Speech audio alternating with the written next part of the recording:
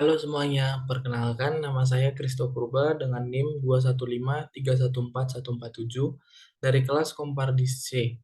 Di sini saya akan mempresentasikan tentang Centralized Distribution Approach atau CDA. Baik, pada kesempatan kali ini, saya berkesempatan untuk menjelaskan soal nomor 1 dari hasil modulo 3 tambah 1 dari hasil NIM, yaitu dengan soal jelaskan algoritma berikut beserta contohnya dari Centralized Distribution Approach atau CDA.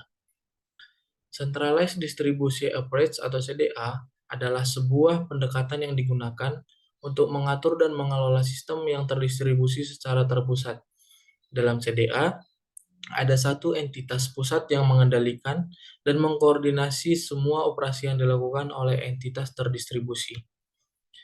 Berikut adalah penjelasan langkah-langkah algoritma Centralized Distribution Approach.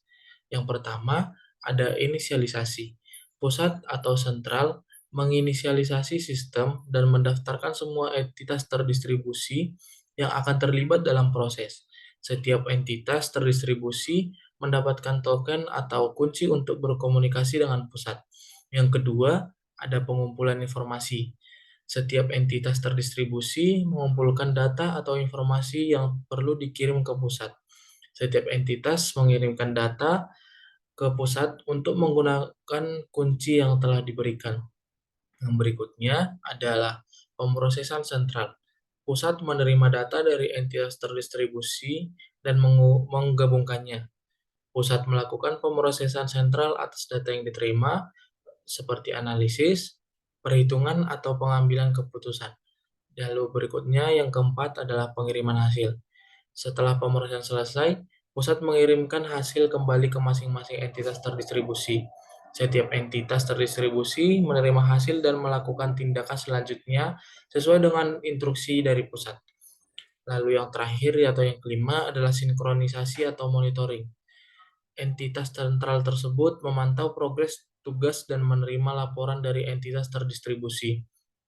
Dengan memperoleh informasi ini, entitas sentral dapat melakukan penyesuaian dan memastikan bahwa tugas telah diselesaikan dengan sukses.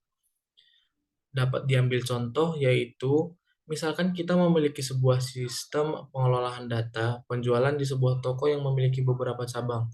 Setiap cabang memiliki data penjualan harian yang perlu dikumpulkan dan dianalisis secara sentral. Berikut adalah contoh implementasi CDA dalam sistem tersebut. Yang pertama adalah inisialisasinya. Pusat menginisialisasi sistem dan mendapatkan semua cabang toko. Setiap cabang toko diberikan token atau akses untuk berkomunikasi dengan pusat. Yang kedua, mengirimkan informasi. Setiap cabang toko mengumpulkan data penjualan harian mereka. Setiap cabang mengirimkan data penjualan harian mereka ke pusat menggunakan token akses yang diberikan. Yang ketiga, ada pemrosesan sentral. Pusat menerima data penjualan harian dari setiap cabang. Lalu pusat menggabungkan data dan penjualan harian dari semua cabang dan melakukan analisis untuk mengidentifikasi tren penjualan, produk terlaris, atau performa cabang. Lalu yang terakhir adalah pengiriman hasil. Pusat mengirimkan hasil analisis seperti laporan penjualan atau rekomendasi strategi pemasaran dari kembali ke setiap cabang. Setiap cabang menerima hasil analisis dan mengambil tindakan selanjutnya, seperti melakukan perbaikan persediaan atau mengatur strategi pemasaran berdasarkan rekomendasi dari pusat.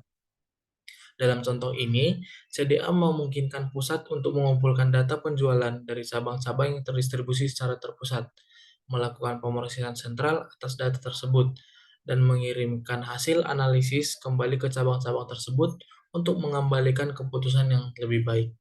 Baik, sekian dari presentasi saya. Saya ucapkan terima kasih atas kesalahan kata dan kalimat. Saya mohon maaf.